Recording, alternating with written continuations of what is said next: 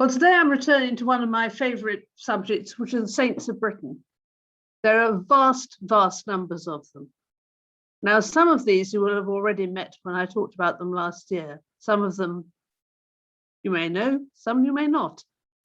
But nonetheless, I thought an alphabet of British saints, all beloved of Christ, was a fun thing to do. And we start with somebody who I certainly didn't cover last time, St. Aidan of Lindisfarne. Aidan was an Irish monk. We don't know exactly when he was born. We know he died in 651, a missionary, and he's credited with converting the Anglo-Saxons to Christianity in Northumbria. He founded a monastic cathedral on the island of Lindisfarne, known as Lindisfarne Priory, served as its first bishop, and travelled ceaselessly throughout the countryside, spreading the gospel to both the Anglo-Saxon nobility and the socially disenfranchised, notably children and slaves.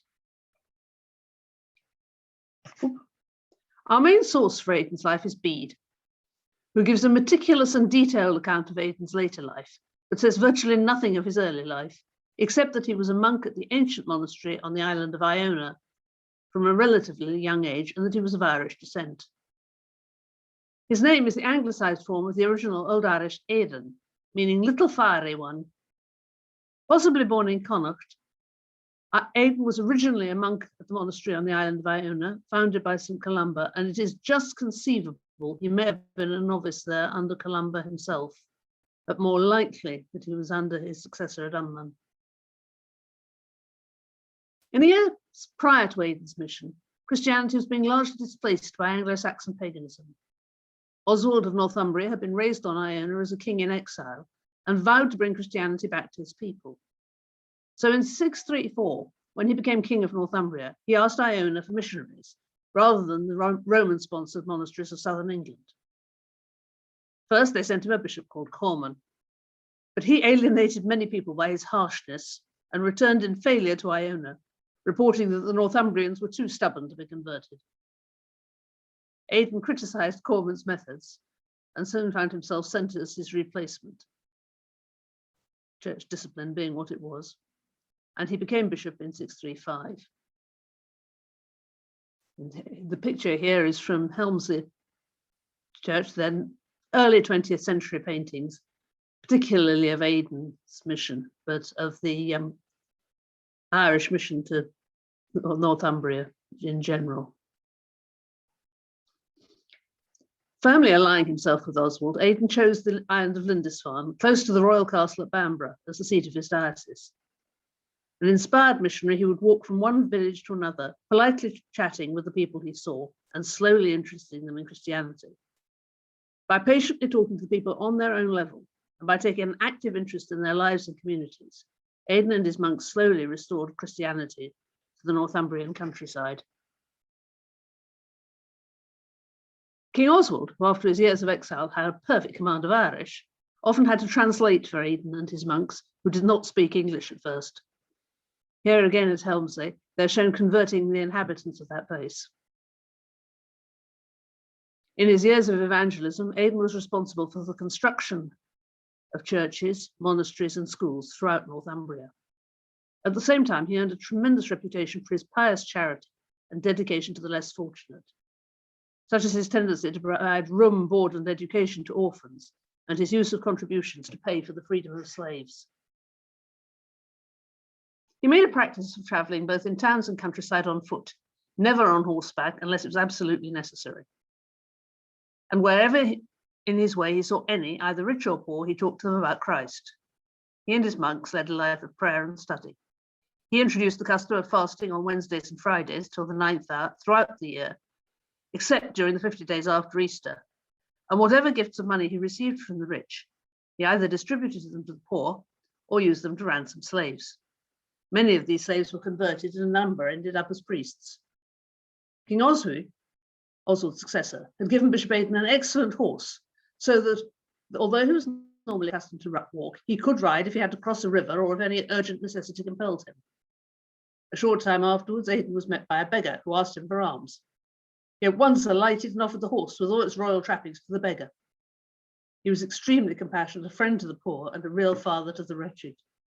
The king was told of this, and happening to meet the bishop as they were going to dinner, he said, "My Lord Bishop, why did you want to give a beggar the royal horse intended for you? Haven't we got very many less valuable horses or other things you could have been given to the poor, without letting him have the horse which I specially chose for you?" The bishop at once replied, "O king, what are you saying? Surely the son of a mayor is not dearer to you than that son of God." After these words, they went to dine. The bishop sat down in his own place, and the king, who had just come in from hunting, stood warming himself by the fire with his thanes. Suddenly he remembered the bishop's word. At once he took off the sword, gave it to a thane, and then hastening to where the bishop sat, threw himself at his feet and asked for his pardon. "Never from henceforth," he said, "will I speak of this again, nor will I form any opinion as to what money of mine or how much of it you should give to the sons of God." The monastery Aidan founded grew and helped found churches and other religious institutions throughout the area. It also served as a centre of learning and a storehouse of scholarly knowledge, training many of Aidan's young charges for a career in the priesthood.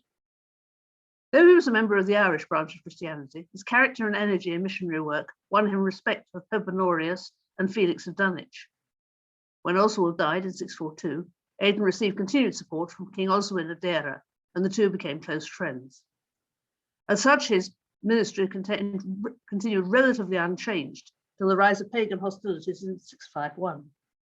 At that time, a pagan army attacked Bamborough and attempted to set its walls ablaze. According to legend, Aidan saw the black smoke from his cell, immediately recognized its cause, and knelt in prayer for the fate of the town. Miraculously, the winds abruptly reversed their course, blowing the conflagration towards the enemy, which convinced them it was defended by potent spiritual forces. As a result of this, Aidan is the patron saint of firefighters. What is the matter? The mouse appeared on the screen. Oh, sorry. Soon after Aidan died, on the 31st of August, 651, he had become ill soon after he died, he had become ill while on one of his incessant missionary tours and died leaning against the wall of the local church, now St. Aidan's Church, Bamborough. After his death, Aidan's body was buried at Lindisfarne, beneath the abbey that he'd helped to found. His feast is celebrated on the anniversary of his death, the 31st of August. Reflecting his Irish origins, his Scottish monasticism, and his ministry to the English, Aidan has been proposed as a possible patron saint for the whole of the United Kingdom. And now to letter B, St. Botolph. We moved from Northumbria down to East Anglia. He was born around 615, probably of noble Anglo-Saxon parentage. With his brother Adolf, he was initially educated by St. Fursey in Knobbersburg Monastery, located at Burgh Castle near Great Yarmouth. By the 630s, St. Botolph travelled to Gaul to complete his monastic training as a Benedictine. He spent some time at St. Farah's great double monastery in Brie, called Eberrachium, where he became a friend of the daughters of King Anna of East Anglia, Sethryth and Ethelberga, and they persuaded him to go back to their father's kingdom to establish a monastery. He returned in 647 to establish the Benedictine order, while his brother remained in Europe and became a bishop. He travelled to Rendlesham in Suffolk, where King Anna gave him land at Icanhoe, now Icon, a marshy area surrounded on all sides by the branches of the River Alde. He is said to have expelled the swamps of their devils. In fact, he probably had the marshes drained and eliminated the marsh gas with its night glow. Strategically, the monastery was close to the royal court at Rendlesham and just south of the diocesan see that St. Felix had established at Dunwich. Soon the raids of Penda of Mercia caused Anna to go into exile, and many East Anglian monasteries and churches were destroyed. Botolph travelled widely over these years, preaching the gospel and establishing churches. It's possible that he accompanied St. Ced in his missionary activity in Essex at the time of all the upheaval in Suffolk. While Bede does not mention Botolph by name, it's thought he is the anonymous priest referred to as accompanying St. Ced at this time. In 654, he began to timber his minster in Icanhoe, presumably replacing a temporary structure with something more permanent. As well as uncovering this limestone cross shaft from the base of the tower, excavations by the north wall of the nave in Icon in 1977 revealed the clay foundations of a wooden building, which dates to the Middle Saxon period, possibly the minster that Botolph himself constructed and worshipped in. He may well have copied Cedd's minster at Bradwell when he built Dyken, with its tripartite structure and a triple arch chancel. Between 654 and 669, his monastery became an important monastic and missionary centre, probably with a good-sized library and scriptorium.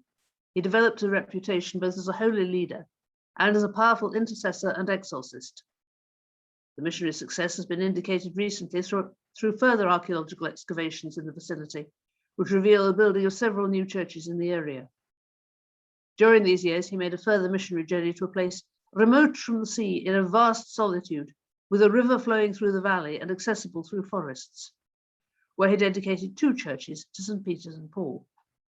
Again, it's difficult to identify this with any degree of accuracy, given the non-specific reference and the terrific spread of churches now dedicated to St. Botolph.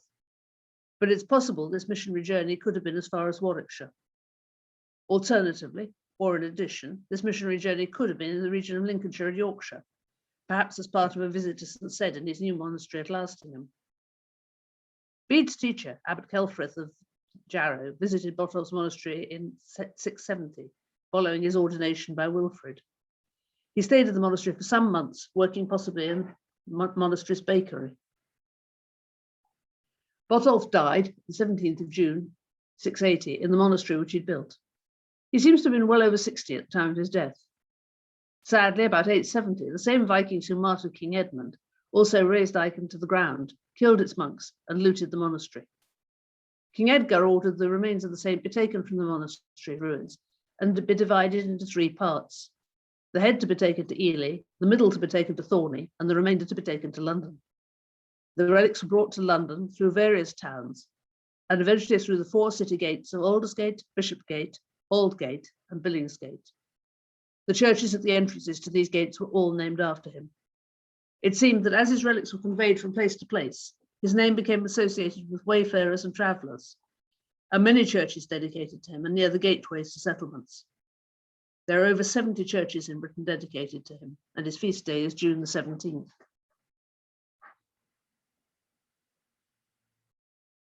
Now, two saints beginning with C, rather difficult to divide them. What we know about Cedd and Chad comes to us mainly from Bede.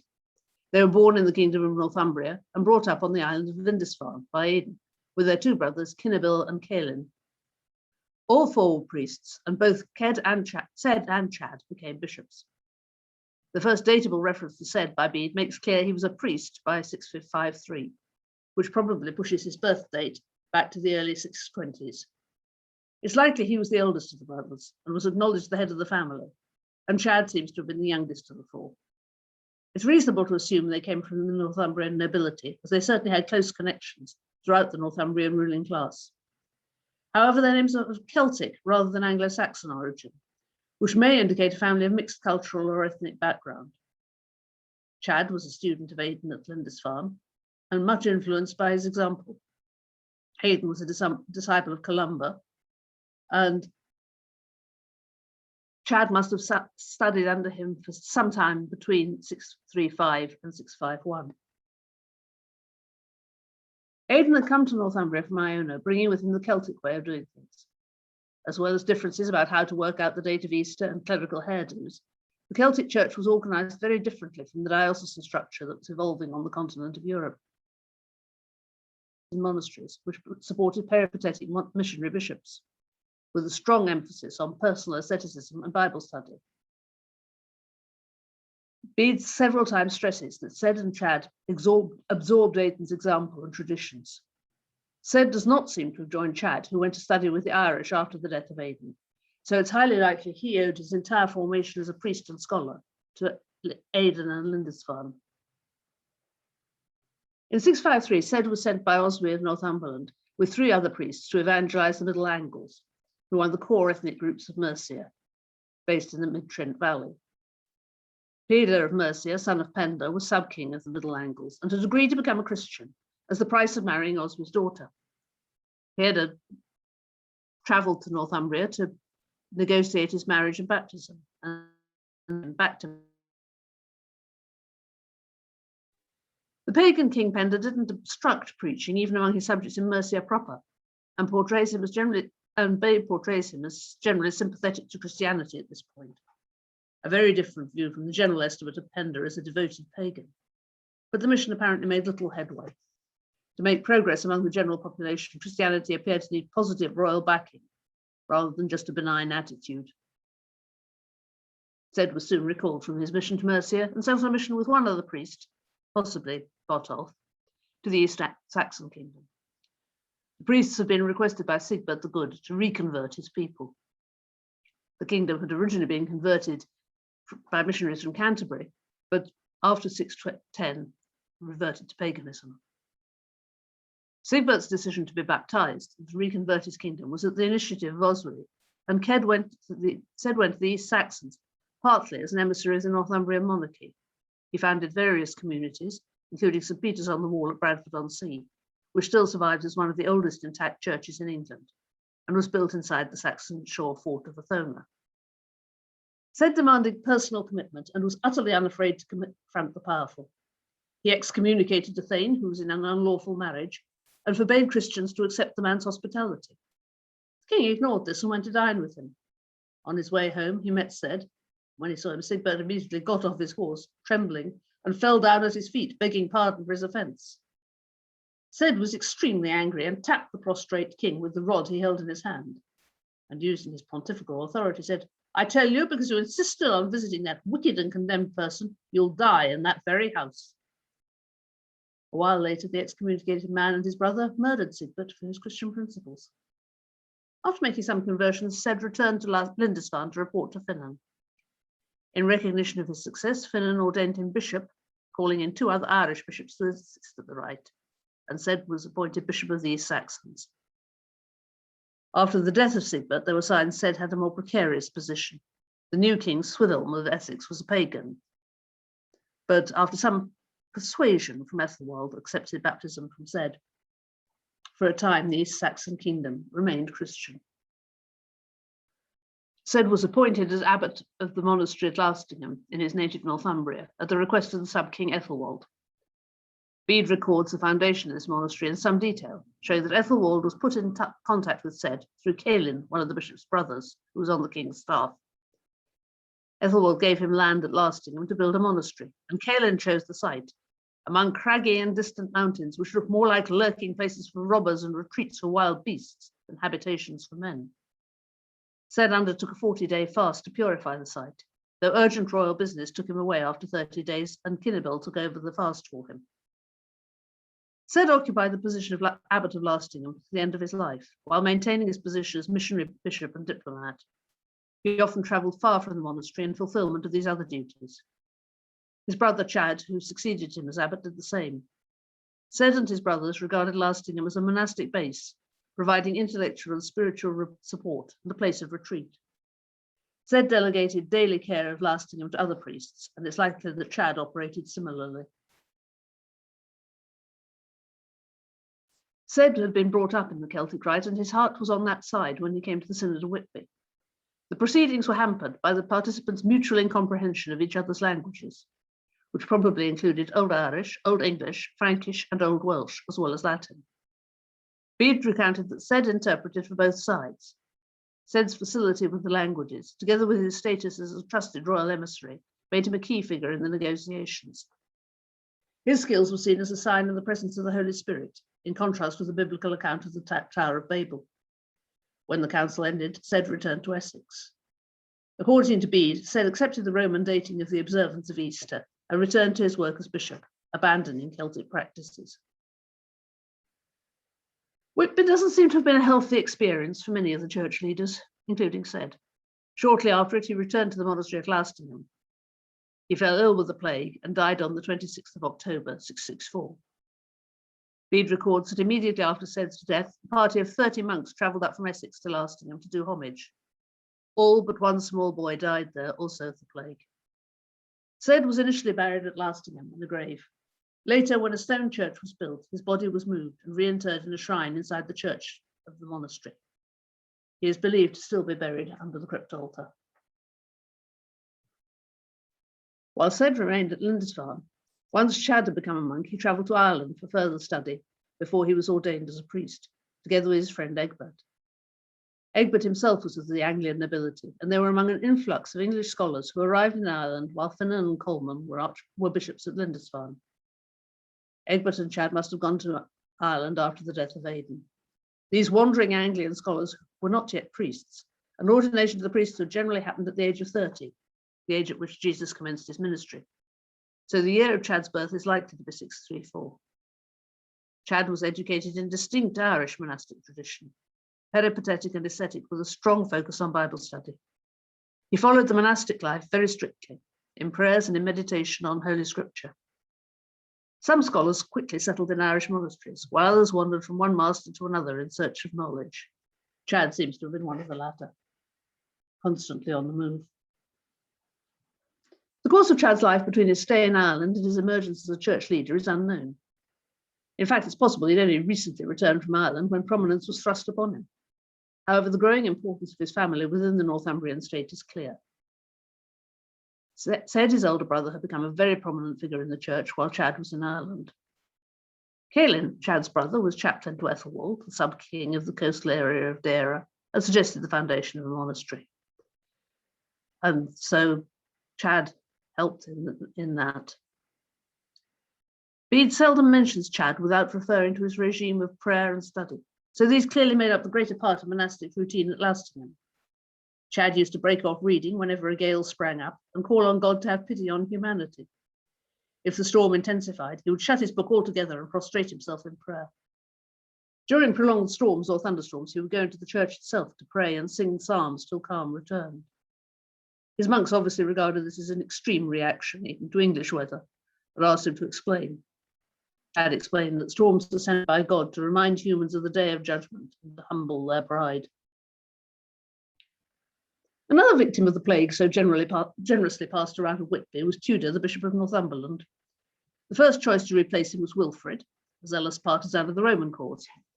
Because of this epidemic of plague, there were not the requisite 3 bishops available to ordain him, so he went off to the Frankish kingdom of Neustria to seek ordination. Wilfrid met with his own teacher and patron, Agilbert, who had been made Bishop of Paris, who set in motion the process of ordaining him canonically, and then Wilfrid stayed abroad for some time after his ordination. Oswy decided to take further action because Wilfrid was away for longer than expected, and Chad was invited then to become Bishop of the Northumbrians. Chad faced the same problem over ordination as Wilfrid, and so set off to seek ordination amid the chaos caused by the plague. He travelled to Wessex, where he was ordained by Bishop Winnie of the West Saxons and 2 British, that is Welsh, bishops. None of these bishops was recognised by Rome. At that time, when he was the only bishop in all Britain canonically ordained, and he'd been installed irregularly by the King of the West Saxons. Chad worked hard teaching Aidan's values, and said that his life was one of constant travel. In 666, Wilfrid returned from Neustria and found Chad already bishop. It seems he did not in fact challenge Chad's preeminence in his own area, but asserted his episcopal rank by going into Mercia and even Kent to ordain priests. Bede tells us that the net effect of his efforts on the church was that the Irish monks who still lived in Northumbria either came fully into line with Catholic practices or left for home. In 669, a new Archbishop of Canterbury, Theodore of Tarsus, arrived in England. He instructed Chad to step down and Wilfrid to take over. Theodore confirmed Chad's ordination as bishop while insisting he step down from his position. Chad retired gracefully and returned to his post at Lastingham as Abbot of Lastingham, leaving Wilfrid as Bishop of the Northumbrians at York. Later that same year, King Wulfhere of Mercia requested a bishop. Archbishop Theodore refused to consecrate a new bishop, but recalled Chad out of retirement at Lastingham. Chad's humility and holiness had impressed the Archbishop, particularly his refusal to ride a horse. He insisted on walking everywhere.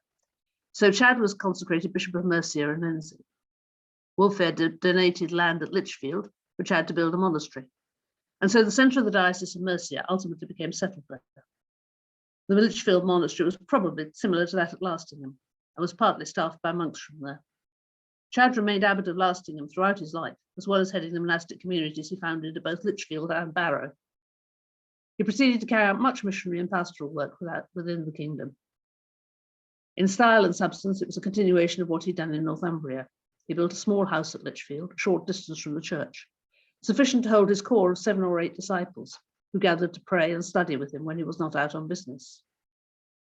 He worked in Mercia and Lindsey for only 2.5 years before he too died during the plague. He gave his final address to the brothers, urging them to keep the monastic discipline they'd learned. Only after this did he tell them he knew his own death was near, speaking of death as the friendly guest who was used to visiting the brethren. He asked them to pray, then blessed and dismissed them.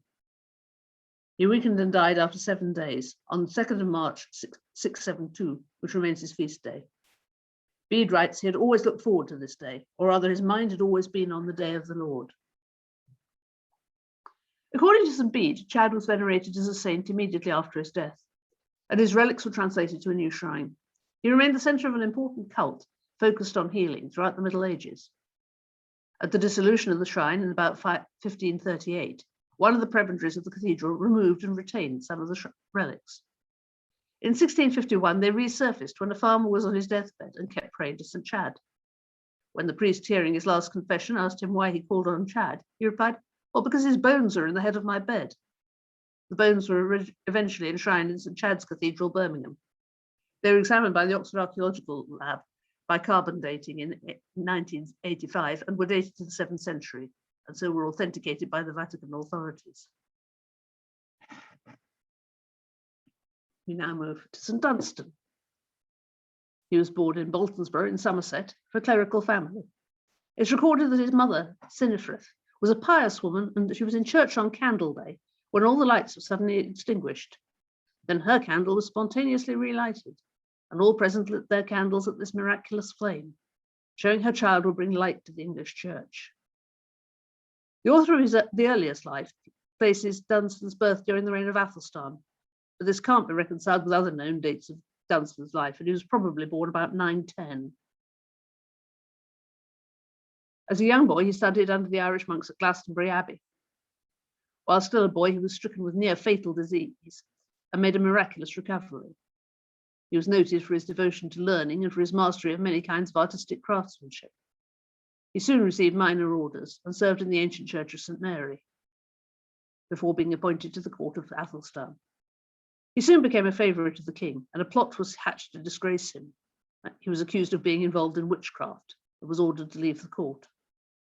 As he was leaving the palace, his enemies attacked him, beat him up and threw him into a cesspool. He managed to crawl out and make his way to the house of a friend.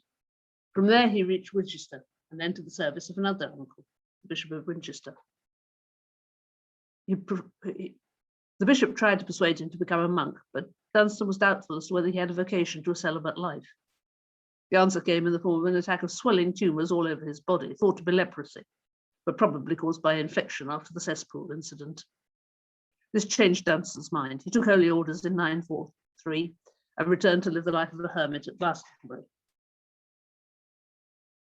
He worked as a silversmith and in the scriptorium when he was living at Glastonbury, and he's thought to have drawn this image of Christ with a small kneeling monk beside him in the Glastonbury class book. He became famous as a musician, illuminator, and metalworker.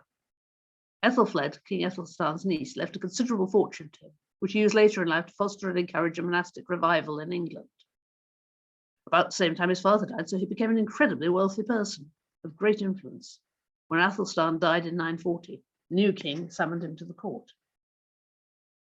Again, royal favour fostered jealousy at court, and Dunstan planned to flee to East Anglia, but Edmund instead made him abbot of Glastonbury. Dunstan went to work once more on the task of reform, recreating monastic life and rebuilding Glastonbury Abbey. He rebuilt the church and cloister and re-established the monastic enclosure. A school for local youth was founded and soon became the most famous of its time in England. He also completed an overhaul of the monastic lands. And this slide shows a reconstruction of Dunstan's Abbey done by York University. Within 2 years of Dunstan's appointment, King Edmund was assassinated. His successor was Eldred, whose policy was a firm establishment of royal authority. In 955, Edred died. His successor, Eadwig, was young and reactionary. Dunstan fled back to the cloister, but Eadwig followed him and plundered the monastery. Dunstan fled to Flanders, where he lodged near Ghent, with a centre of the Benedictine revival. And After a rebellion in 957, Dunstan was recalled to Britain. In that year, Odo, Archbishop of Canterbury, appointed him to be Bishop of Worcester. Next year, he became Bishop of London as well as Worcester. When Odo died, Dunstan was appointed as Archbishop of Canterbury. And his acts of charity were so lavish as to leave nothing for himself and his attendants. His steward complained, but Dunstan seems to have suggested they trust in Jesus Christ. Well, on his return from Rome, Dunstan at once regained his position as virtual Prime Minister of the kingdom. With the support of King Edgar, he pushed forward his reforms in the English church. The monks in his communities were taught to live in a spirit of self-sacrifice, and Dunstan actively enforced the law of celibacy wherever possible. Monasteries were built, and in some of the great cathedrals, monks took the place of the secular canons. In the rest, the canons were obliged to live according to rule. Parish priests had to be qualified for their office, a novelty. They were urged to teach parishioners not only the truths of the Christian faith, but also trades to improve their position. In 973, Dunstan officiated the coronation of King Edgar. The service that he devised forms the basis of the present-day coronation ceremony. Edgar ruled for 16 years and was succeeded by his eldest son, Edward the Martyr. Once again, there was a determined attack on the monks. The realm was in serious danger of civil war. At a meeting of the Witan to deal with the issue, the floor of the hall gave way, and all except Dunstan, who clung to a beam, fell into the room below. Several men were killed. When Ethelred the Unready came to the throne, Dunstan's influence at court was ended. He retired to Canterbury to teach in the cathedral school. He spent his retirement at Canterbury in private prayer, as well as regular attendance at Mass. On the feast day of Ascension Day, Dunstan said Mass and preached 3 times to the people, at the Gospel, at the benediction, and after the Agnus Dei. That afternoon, he chose the spot for his tomb, then went to bed. His strength failed rapidly, and on Saturday morning, the 19th of May, Dunstan died. His final words are reported to have been, "He hath made a remembrance of his wonderful works, being a merciful and gracious Lord. He has given food to them that fear him." Until Thomas Becket's fame overshadowed Dunstan's, he was the favourite saint of the English people. He had been buried in his cathedral, and when that building was destroyed in 1074, his relics were translated by Archbishop Lanfranc to a tomb on the south side of the high altar in the rebuilt Canterbury Cathedral. Part of the decoration to the side of his tomb is still visible. Dunstan is the patron saint of metal workers, bell ringers, and musicians. As patron saint of English goldsmiths and silversmiths, his feast day on 19th of May was, before the Restoration, the start of the date year on London Assay Office hallmarks. This was changed at the restoration of Charles II in 1660, so hallmarking year began on the King's birthday, 29th of May. The story of Dunstan pulling the devil's nose was already current by the 12th century, and the tongs became a symbol of St. Dunstan. Another story relates how Dunstan nailed a horseshoe to the devil's foot when he was asked to reshoe the devil's cloven hoof. This caused the devil great pain, and Dunstan only agreed to remove the shoe and release the devil after he promised never to enter a place with a horseshoe hanging over the door. This is claimed as the origins of the lucky horseshoe. We now move to 2 saints beginning with E. Edwin and Eanfled. Edwin was born in the 6th century. He was the king of Deira and Bernicia, which later became known as Northumbria, for about 616 until his death. He converted to Christianity and was baptized in 627. After he fell at the Battle of Hatfield Chase, he was venerated as a saint. Eanfled was his daughter, whose birth precipitated Edwin's conversion. Edwin was born about 586, the son of Aelle, king of Deira. After Aelle's death, a struggle took place for the kingdom of Deira, and by 604, Ethelfrith, probably Edwin's nephew, was king both of Deira and Bernicia, and sent the young Edwin into exile, possibly initially to the kingdom of Gwynedd, but by the 610s, he was certainly in Mercia. By around 616, Edwin was in East Anglia, under the protection of King Redwald, the king who was thought to be buried at Sutton Hoo. Ethelfrith was defeated by Redwald in 616, and Redwald installed Edwin as king of Northumbria. With the death of Ethelfrith, Edwin was well placed to dominate England, and by 625 he controlled not only Northumbria, but Elmet and Lindsey. Edwin and Eadbald of Kent were allies at this time, and Edwin agreed to marry Eadbald's sister Ethelberg. Eadbald only agreed to the marriage if Edwin converted to Christianity. The marriage of Eadbald's mother Bertha had resulted in the conversion of Kent, and Ethelberg's would do much the same for Northumbria. Ethelberg came north accompanied by Paulinus of York, who wished to establish Northumbria as a Christian kingdom. This is the Church of St. Martin in Canterbury, built by Bertha. According to legend, in 625, Edwin was travelling across the moors when an assassin, sent by the king of the West Saxons, lunged forward with his poison-tipped sword. Lilla, his chief minister at the king's court, leapt in between his sovereign and the swordsman and died on the spot, saving the king from being murdered. Edwin ordered that Lilla, being a newly converted Christian, be buried here in a Christian way. They were asked a number of articles be placed with the body, including gold and silver. In other words, a pagan-style burial. The king then had a cross erected in memory of the spot where Lilla died. But it seems likely that the existing cross dates from the 10th century, though there may have been an earlier Saxon cross here. This is Lilla's cross on the North York Moors. Eanfled was the daughter born to Edwin the day of this attempted assassination. In gratitude for his escape, Edwin promised his daughter should be dedicated to the church. It was not, however, till the 12th of April, 627, that Edwin finally committed himself. Bede gives an account of the conversion. After Paulinus had fully explained Christian beliefs, the king asked his councillors their thoughts on the new doctrine. The pagan priest Coifi replied that it could be worthwhile. After all, no one had been more respectful of or devoted to their gods than he, and he had seen no benefits from his dedication to them. Another councillor stood up and spoke for the new faith. The present life of man, O king, seems to me, in comparison with that time which is unknown to us, like the swift flight of a sparrow through the room wherein you sit at supper in winter, and your officers and ministers, with a good fire in the midst, while the storms of rain and snow prevail abroad. The sparrow, I say, flying in at one door and immediately out another, while he is within, is safe from the wintry cold. But after a short space of fair weather, he immediately vanishes out of your sight into the dark winter from which he's emerged. So this life of man appears for a short space, but of what went before or what is to follow, we're ignorant. If, therefore, this new doctrine contains something more certain, it seems just that it is deserved to be followed. Coifi suggested they should destroy the idols and temples they'd hitherto worshipped. Edwin agreed and firmly committed to Christianity.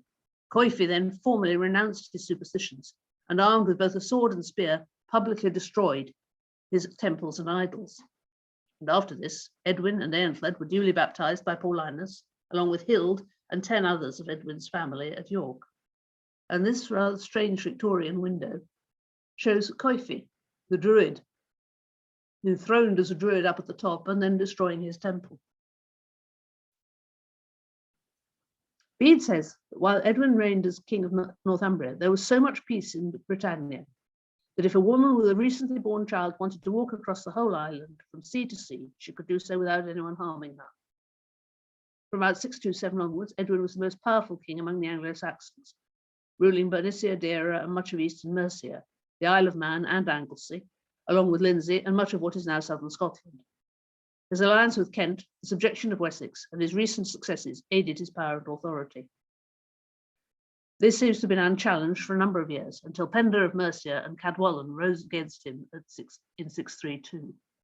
Edwin faced Penda and Cadwallon at the Battle of Hatfield on the 12th of October, 633, and was defeated and killed. For a time, his body was hidden in Sherwood Forest, at a location that became the village of Edwinstowe, translates to Edwin's resting place, his head being eventually buried at York and the rest of his body at Whitby. After his death, he came to be venerated as a saint, though his cult was eventually overshadowed by that of Oswald, who was killed in 642. They both met their deaths in battle against similar foes, the pagan Mercians and the British, thus allowing both of them to be perceived as martyrs.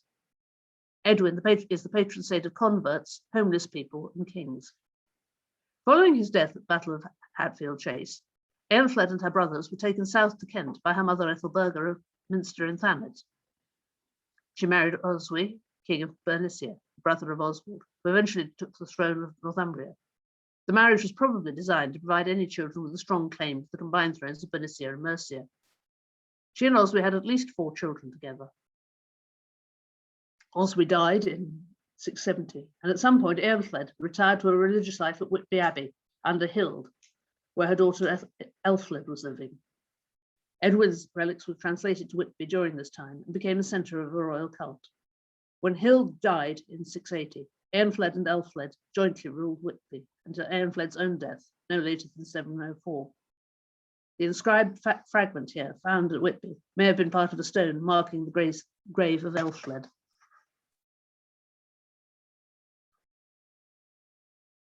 St. Frithuswith.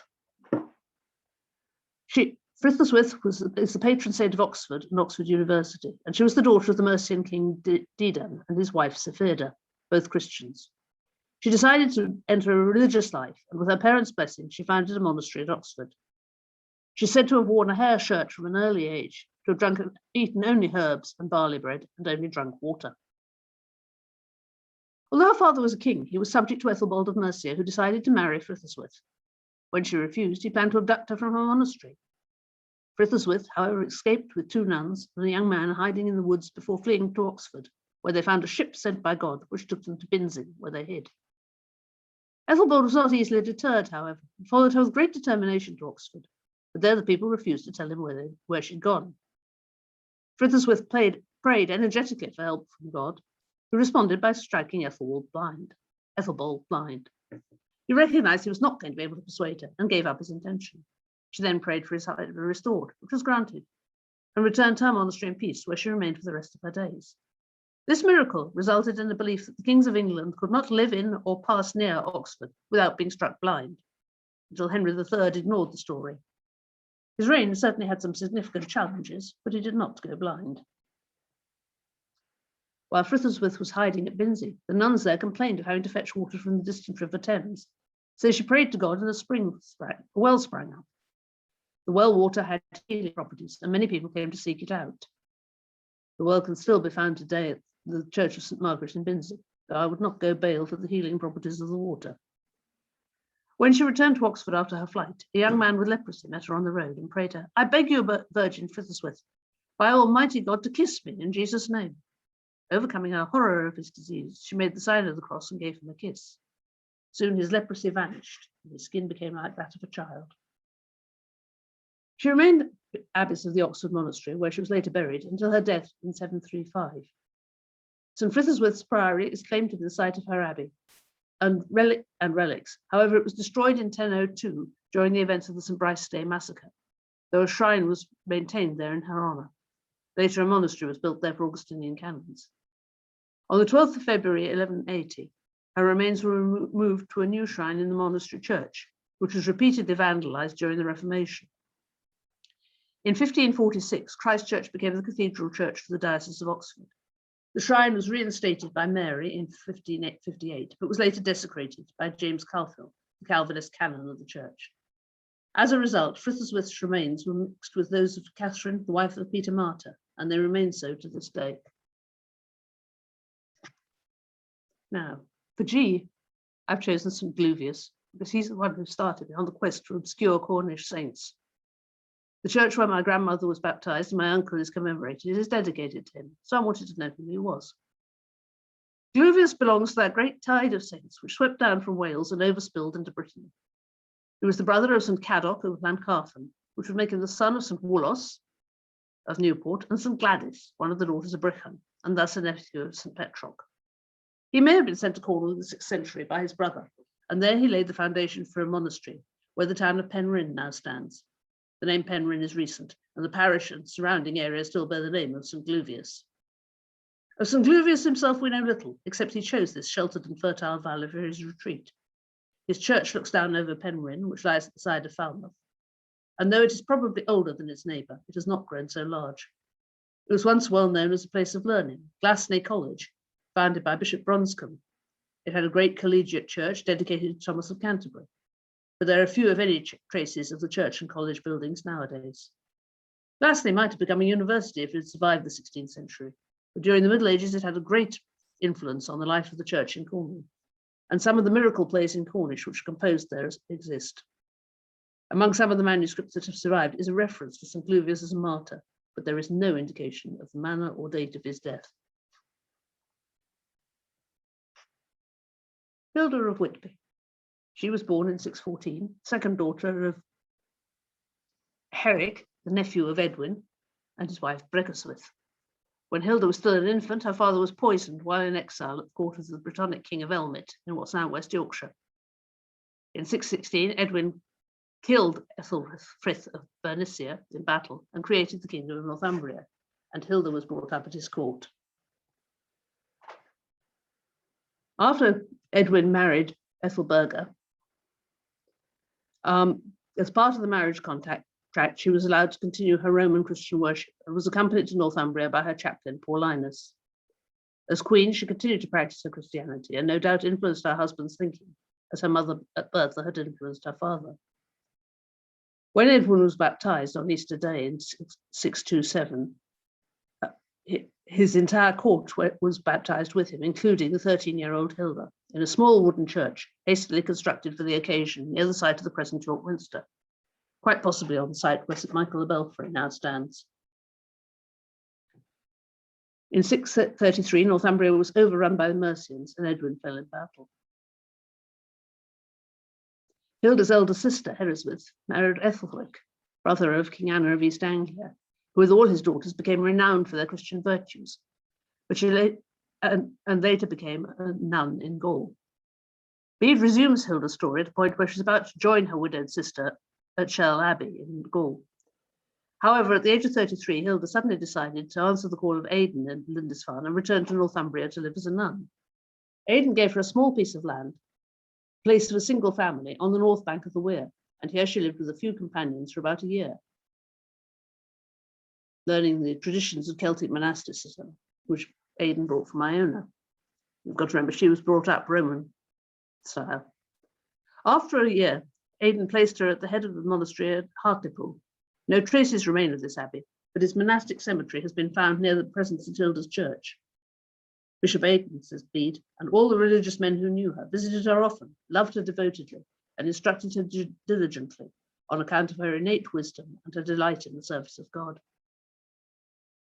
When she'd been abbess there for about 9 years and peace had been restored, Oswy handed his infant daughter St. Elfrida to the care of the abbess Hilda, giving her at the same time a grant of land sufficient for 10 families at Strensholm, the port of the Beacon, now Whitby.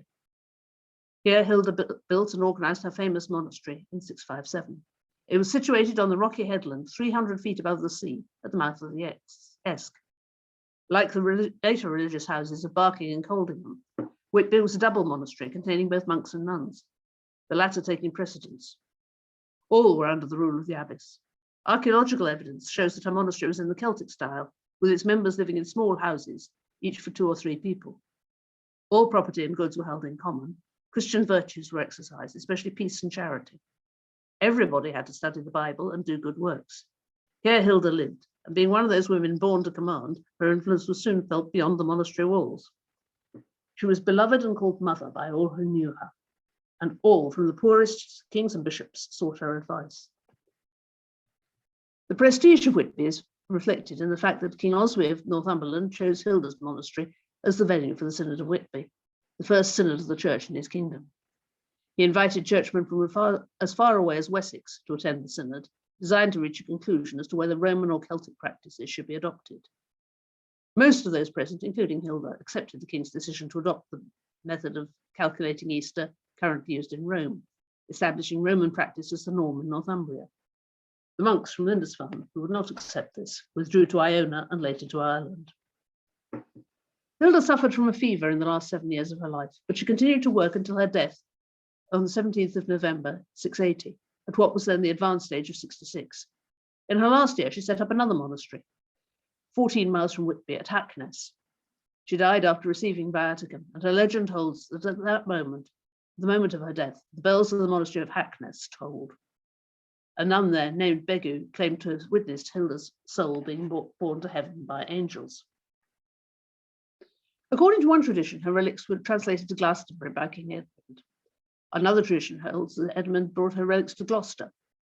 Whichever of these destinations was the aim, it's worth noting there's a chain of churches dedicated to her that runs from Whitby, southwestward, towards the west coast, roughly at day walk intervals, starting with St. Hilda's Ellerburn. Possibly these mark stopping points on the journey to the Irish Sea to take her to either Gloucester or Glastonbury. Now, Ea, otherwise known as St Ive. The earliest traditions about St Ea are found in the Life of Gwynedd, written about 1300 by Anselm, who tells how St Ea, supposedly an Irish virgin of noble birth, living over 800 years or so earlier, in 500 AD, failed to make it to the coast on time to catch the boat from Ireland to Cornwall with St Gwynedd and his 777 companions, but was able to follow after them on a leaf that miraculously enlarged itself to the size of her boat. William of Worcester adds that she landed at Pendinas, the rocky peninsula next to St Ives, where a great lord called Dinan built her a church. Her feast day is the 3rd of February, and I now turn to an account of how it's currently celebrated in St Ives, told by a local. The tradition of feast day in St Ives, Cornwall, is not so much lost as found in the mists of antiquity. St Ea was this Irish woman who decided, as you did in the 5th century AD, to come over to Britain to spread Christianity. She was supposed to set sail with a number of other companions, including the soon-to-be local legends, St Earth, the patron saint of gardeners and electricians, and St Uni, patron saint of people with only one of something. However, St Ea missed the boat, literally. Undeterred, she decided to attempt to follow her fellow missionaries across the sea on a leaf. Naturally, the inevitable happened as she entered the wilds of the Atlantic, and she was blown in our direction. Seeing the leaf in difficulties, the St Ives lifeboat was launched, and St Ea was thus brought to St Ives. Local residents, no doubt impressed by this monumental act of survival, or stupidity, promptly named this town after her. After spending a while haranguing pagans from the island, St Ea was martyred by King Tudrig of Crenkham, near Hale. Thus St Ea is honoured for having started 3 great St Ives traditions. In missing the boat but turning up eventually, St Ea's story gives us the first recorded instance of the Drechly phenomenon, which is now the universally accepted format for arranging meetings, transactions, etc. Cornwall. Drechly means sometime, not immediately. By setting forth across the sea in a leaf, St Ea started the tradition of people drifting out into the Atlantic in ludicrously small and inappropriate vessels, which remains even to this day the bane of the RNI. And never trust anybody from Hale. Okay, folks, this is what's supposed to happen on feast day every year and how it usually works out. 9:30 a.m. The mayoral procession saunters forth from the Guildhall and progresses majestically to Ventnor, St Ea's Well, where a short service is held. In fact, the weather is a tad wild and woolly. The procession enters the Diggy, where it's quite sheltered, and emerges from the Diggy, where it isn't. Of course, the irony of all this is all these howling winds and torrential rain, we're going to a well to get some water. Once the procession manages to squelch into the small alcove that contains Ea's Well, the vicar takes some water from the well, blesses it, and offers up a prayer, before offering the chalice of water to the mare, inviting her to take a swig to see if it's safe to drink. He then sprinkles water, yes, really, on all the other attendees. The procession returns to the parish church, during which town councillors traditionally pelt passers-by, especially children, with tangerines, where a short session of God-bothering takes place before the mayor and local bigwigs manifest themselves on the wall of the parish church, which overlooks Lambeth Walk and the beach. The mayor then chucks the silver ball over the wall to a horde of feral kids on the beach, who proceed to pound, pummel, and subdue each other. An almighty ruck ensues, where some child manages to break free with the silver ball and legs it into town. Unfortunately, as you might notice, the tide's in. Nevertheless, a few foolhardy kids have gathered on Lambeth Walk. The fetchingly oil-skinned mare drops the ball, and they're off. Next comes part 2 of the plan. Having given the kids a 30 minutes head start, it's time to send the child catcher general after them. In Royal Square, outside the Western, the mayor summons the Western Hunt to perform its historic duty. Actually, they don't chase the local young so much these days. The municipal authorities have also empowered them to hunt down any leftover New Year revelers, non-paying visitors, illegal immigrants from Hale, etc., in order to spring clean the town in preparation for the forthcoming tourist season. You see the trouble we go to every year to make St Ives such a lovely place to visit. In the first stage of the ritual, the mayor is ritually savaged by the hunting dogs. If the incumbent mayor survives this, they're allowed to stand for re-election. Then Then the mayor gives the posse a drink from the stirrup cup and commands them to go and hunt down all undesirables. 12 noon. At high noon, the silver ball is formally returned to the mayor by the official brat in possession. As a reward for returning the silver ball, as opposed to holding it to ransom for a skateboard park, the child is awarded a silver crown. After the return of the silver ball, the mayor and other dignitaries ascend to the balcony of the Guildhall, where they proceed to shower the older children with a further supply of pennies. This is traditionally regarded as symbolizing the advent of a new tourist season. Finally, when the mayor and her band have run out of ammo, they retire to the safety of the council offices, while they unleash the official town vampire to disperse any unclaimed children. At 7 p.m, the traditional rugby match between St Ives Rugby Union Football Club and a Cornwall Club's 15, which traditionally has already been called off due to the weather, pitch conditions, etc. On a more serious note, some recent research has postulated that far from being a classic Irish missionary to Cornwall, the cult of St Eyre is indicative of the trade between Cornwall and the Byzantine Empire in the early medieval period. Far from being only associated with St Ives, the name St Eyre also belongs to a late Roman, early Byzantine female saint. This Eastern St Eyre is said to have been martyred in the 4th century.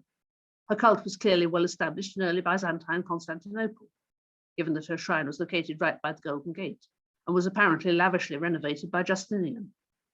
It seems reasonable to wonder whether the enigmatic Cornish St Eyre and the early Byzantine Eyre might not, in fact, be one and the same. How credible is it that a late antique Eastern Mediterranean cult of a female St Eyre might have been transferred to southwestern Britain?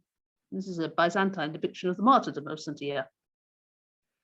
Well, there is solid evidence for a lot of contact between Western Britain and the Byzantine Empire in the post-Roman period, such as significant finds of 5th to 6th century Eastern Mediterranean and North African pottery from Cornish coastal sites, as well as early Byzantine coins and late antique pilgrim flasks.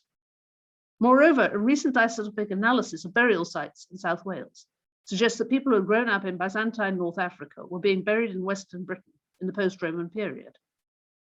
Looking specifically at the immediate vicinity of St Ives, 2 sites in St Ives Bay have produced imported 5th to 6th century pottery from North Africa and the Eastern Mediterranean. Both Gwythian and Philac, a site that also houses a probably 5th century Cairo stone, which you can see in the church wall. And it's suggested as a location for a significant and very early Christian centre. While coincidence can't be ruled out, the possibility of an origin for the Cornish St Eyre in the Byzantine Eastern Mediterranean would seem to deserve at least some serious consideration. Right. I'm told I'm overrunning grossly. So if people feel they need to leave, feel free. This is John of Beverley, one of the leaders of the Northumbrian Church following the conversion of the North to Christianity in the 620s.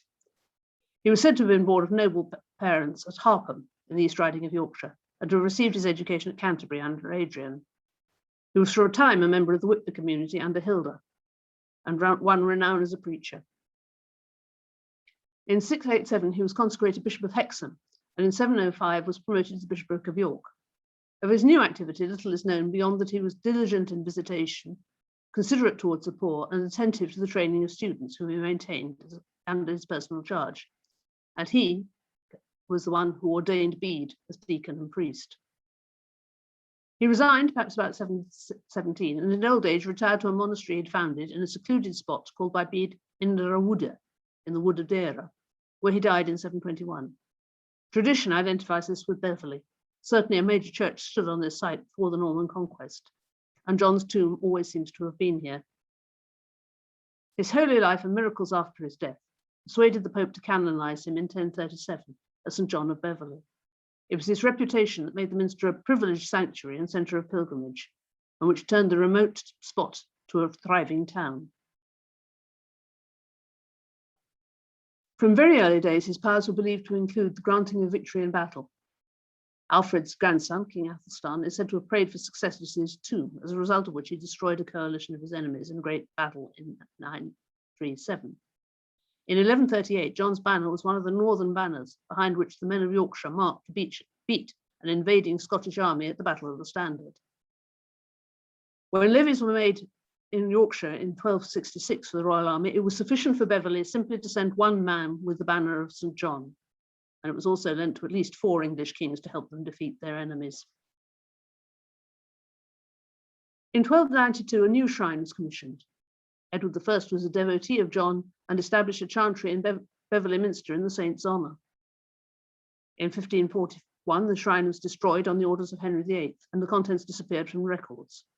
In 1664, workmen discovered a vault under the floor of the minster's naves.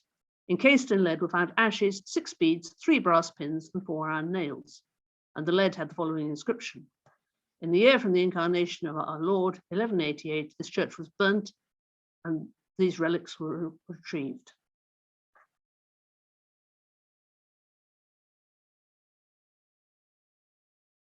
The Thursday nearest May, the choir members of Beverley Minster go to the church of Harpham and process to the well. The well is decorated with flowers. After singing an anthem and praying, the procession returns to the church for choral evensong. On the Sunday nearest the 7th of May, the civic dignitaries process in full regalia with mace bearers to the minster. The procession enters by the great west door.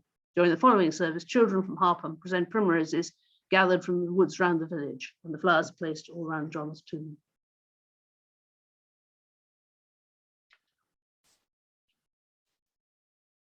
No, I think this is, I will finish with Kieran, and perhaps next week we can complete the alphabet. This lets Mike off the hook as well. Kieran of Seager. His father was Lugna, a nobleman of the ruling house of Ossory, and his mother was Liadan of the rulers of Munster. Before he was conceived, Liadan dreamt that a star fell into her mouth. She related this dream to the Druids, who were knowledgeable of such things, and they told her that she would bear a son whose fame and virtues would be known as far as the world's end. Cape Clear Island, southwest of County Cork, is regarded as a birthplace, and it is said that a church was built by him on that island. Legends attribute remarkable miracles to Kieran. One day when he was still a child, he worked the first of his miracles. For in the air right over him, a kite came soaring, and swooping down before his face, lifted a little bird that sat on her nest. Compassion for the little bird overtook the young Kieran, and he shouted at the predator. The kite turned straight back and dumped the bird half dead at his feet. Kieran dismissed the kite and told the bird to rise, and behold, the bird flew up and returned healed to its nest again. He is said to have left Ireland before the arrival of St. Patrick. Already a Christian and of royal Ossory blood, he had determined to study for the church. Hence he secured an education both at Tours and at Rome. By one account, Patrick sent Kieran to precede him and directed him to build a monastery at the site of a well. When Kieran asked how he should find this well, Patrick gave him a little bell that would not ring until he reached the well. On his return from Rome, he built himself a cell in the woods of Upper Ossory. He settled as a hermit at Saigir, alternately called Sair Kieran, or just Sair, near the Sleeve Bloom Mountains. But soon disciples were attracted to him, and a large monastery grew up round his cell, which became the chosen burial places for the kings of Ossory. The tradition, shared by all 4 lives, describes Kieran as a holy man wearing skins, whose first pupils were animals in the forest. This corresponds to the image of him as a Western John the Baptist, wearing skins and dwelling in the wilderness, seeming a forerunner to St. Patrick, as John was to Christ. His mother Liadan is said to have gone to Seir with a group of women who devoted their lives to the service of God and members of her son's community. Tales tell of a fox, badger, and wolf who worked with Kieran and his monks to cut wood and build huts for the brothers. One day the fox stole Kieran's shoes, upon which Kieran ordered the badger to retrieve them. The badger found the fox and bound him from head to tail, returning him to his master. The saint ordered the fox to repent for his sin, as a monk would, and return to his tasks as before. I would just add that foxes would appear to have a fascination with people's shoes. I Googled for a photograph of a fox stealing shoes on the off chance and found about 50. It seems to be a common phenomenon. Kieran is thought to have had a ministry in Ireland before the arrival of Patrick, possibly interacting with the Christians of South Wales. Some writers say that when Patrick arrived in Ireland, Kieran was already a bishop, having been ordained while on the continent. It seems more likely, however, that he was one of the 12 men that Patrick, on his arrival, consecrated as helpers, and he became the first bishop of Ossory. His date of death is uncertain, but he's thought to have died at an advanced age from natural causes. The ruins of his monastery, which were along the burial places of the kings of Ossory, still made to this day. Without much justification, he is sometimes identified with St. Piran of Cornwall. And I think we will leave things there, if you don't mind, and we will return starting with St. Lebwin next week.